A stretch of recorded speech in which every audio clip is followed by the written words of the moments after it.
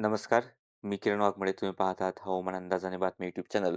पाहुयात 6 तारखेला राज्यातील हवामान कसे राहील. तर राज्याकडे पूर्वेकडचे वारे थोडेफार अजूनही सक्रिय आहेत. त्यामुळे राज्यात काही प्रमाणात ढगाळ वातावरण अजूनही पाहायला मिळतंय. पण याबरोबरच उत्तरेकडचे थंड वारे हळूहळू राज्याच्या उत्तर भागाकडे किंवा विदर्भाच्या भागाकडे हे पोहोचू लागलेले आहेत. परिणामी राज्यात येत्या 1-2 दिवसात तापमानात घट ही होत राहील. खास करून 8-9 तारखेला राज्याच्या बऱ्याच भागांमध्ये थंडीचा कडाका हा वाढलेला पाहायला मिळेल.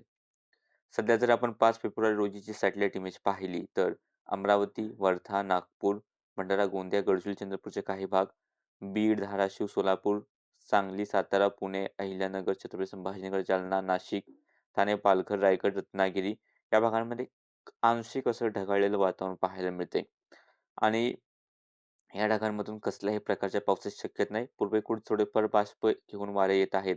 त्यामुळे अशा प्रकारची स्थिती पाहायला मिळते. आणि पूर्वेकडच्या वाहणाऱ्या वाऱ्यांमुळेच कोकणात किनारपट्टीच्या भागांमध्ये तापमानात वाढ झालेली आहे. आणि ही तापमानवाढ मुंबई, ठाणे, पालघर, रायगड, रत्नागिरी, सिंधुदुर्गगड हे जे काही जिल्हे आहेत, या जिल्ह्यांमध्ये पुढील 1 ते 2 दिवस तरी सक्रिय राहण्याची शक्यता आहे. तापमान या भागांमध्ये वाढेल. हे दिवसा तापमानाचं झालं. राज्याच्या इतर ठिकाणी सुद्धा दिवसा तापमानात थोडीशी वाढ अपेक्षित आहे.